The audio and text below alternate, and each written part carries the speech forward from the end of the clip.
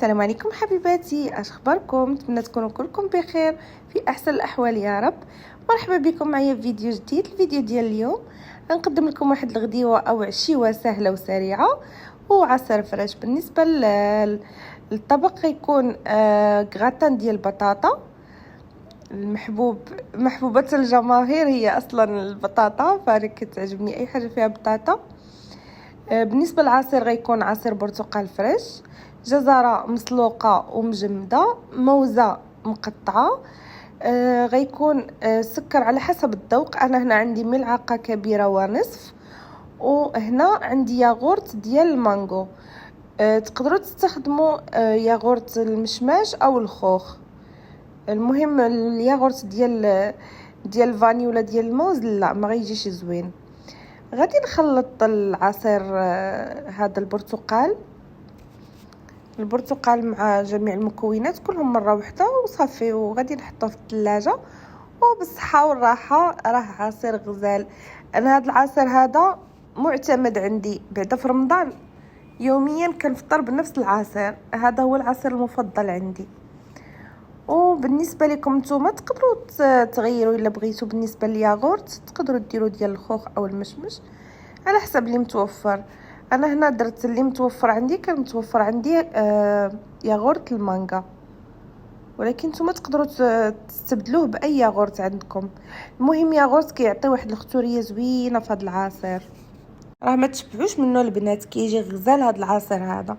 انا بزاف ديال البنات صحاباتي فاش كيذوقوه عندي في الدار تيسولوني شنو المكونات، ما يمكنش شي وحده تذوقو عندي في الدار وما يعجبهاش. لذيذ بزاف، كيجي لذيذ ومنعش في نفس الوقت.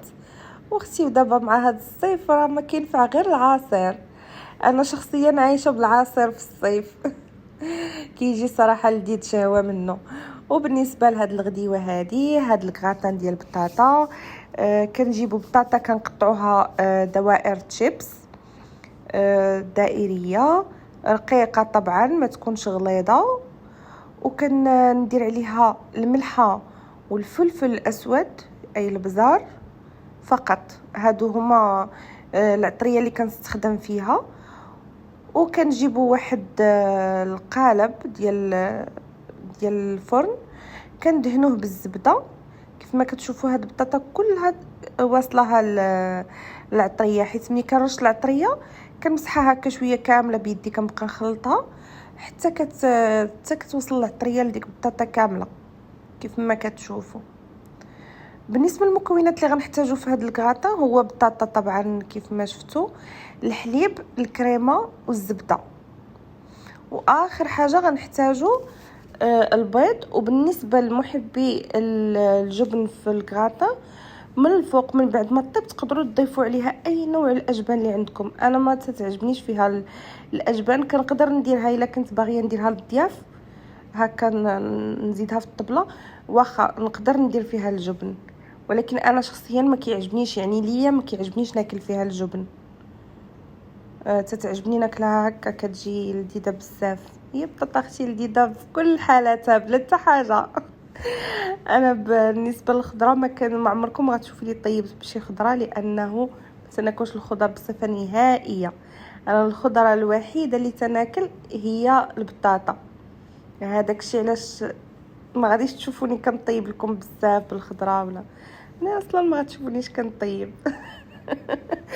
هادو غير شي حاجات خفاف وصافي، تقدروا هكا تضيفوا هكا شي وصيفيه ولا في الغداء.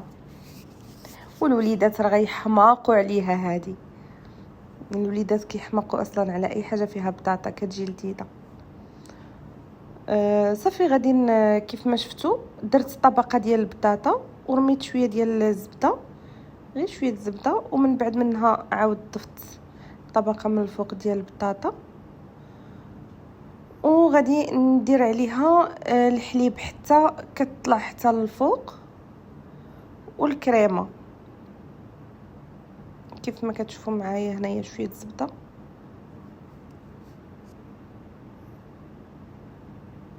صافي من بعد منها غادي نغطيها بورق الالومنيوم. قبل من ورق الالومنيوم غندير ورق الزبده، ورق الزبدة باش هكا يعني، لان الالمنيوم خطير على الصحه، فكندير واحد ورق الزبده وكندير فوق منه ورق الالمنيوم، كنسد عليها مزيان، كندخلها للفران. بالنسبه للحليب هانتوما غادي تشوفوا معايا، غادي نضيف عليها الحليب حتى يوصل، حتى يغطي لنا شويه بطاطا من الجناب.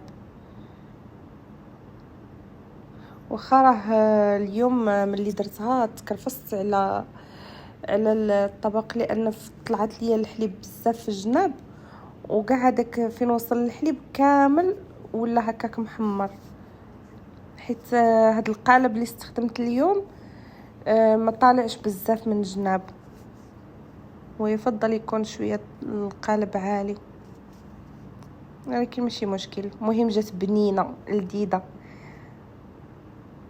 ممتقه في النفس انا، حيت كتعجبني وانا متاكده اللي غيذوقها غادي تعجبو.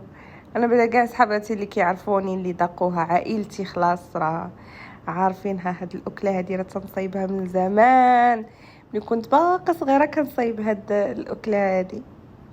كيف ما شفتوا ضفت عليها الحليب حتى الجناب الفوق، ومن بعد غادي نضيف شويه ديال الكريمه كيف ما كتعرفوا، فانا كنخلطهم بجوج، كنخلط شويه من اللايت وشويه من فولفات.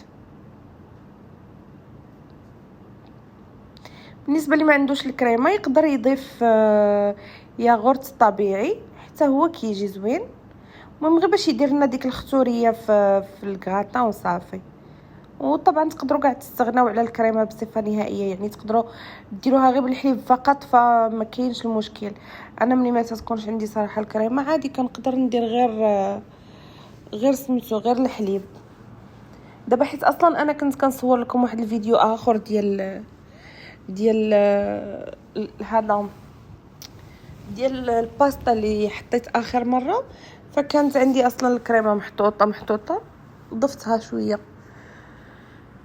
كما شفتوا درت ورق الزبده، من بعد منها ورق الالومنيوم، وغادي نسد عليها كامله هكا من الجناب، وغندخلها الفرن. بالنسبه للفرن غيكون مسخن على 180 درجه، تشعلوا عليها غير من التحت لمده ساعه كامله، عاد تقدروا تحلوا عليها. صافي ملي كتحلوا عليها كتشوفوا الا كانت كتدخلوا الموس في البطاطا، الا كانت صافي طابت كتخرجوها، كانت مازال كتخليوها، والنيت حتى خص داك الحليب كامل وداك الكريمه خصها تنشف. كيف ما شفتوا المول تبهدل ليا بداك الحليب طلع حتى الجناب. بالنسبه لهاد المرحله كنضيف البيض على حساب الذوق. انا درت غير جوج، المفروض ندير كتر، ولكن ما كيعجبنيش فيها الطعم ديال البيض بزاف. ومن الفوق هاد الخطوه هذه بالنسبه لكم نتوما غير ديروها، لان كيجي المنظر زوين بالجبن. انا ما كيعجبنيش المذاق ديال الجبن في هاد الكغاطه، جربته وما عجبنيش. وكيف ما كتشوفوا هذه هي الطبق ديال الكغاطان ديال البطاطا. ها هو تبارك الله وجد، يا سلام شحال لذيذه. انا شحال هذه ما درتها، ما عرفتش علاش شحال هذه ما درتها. كاين شي مرات شي اكلات كنساهم، وشي مرات كنتفكرهم كنبقى نديرهم يوميا حتى كنمل منهم وردوا عليا، جربوها وردوا عليا، راها كتجي غزاله.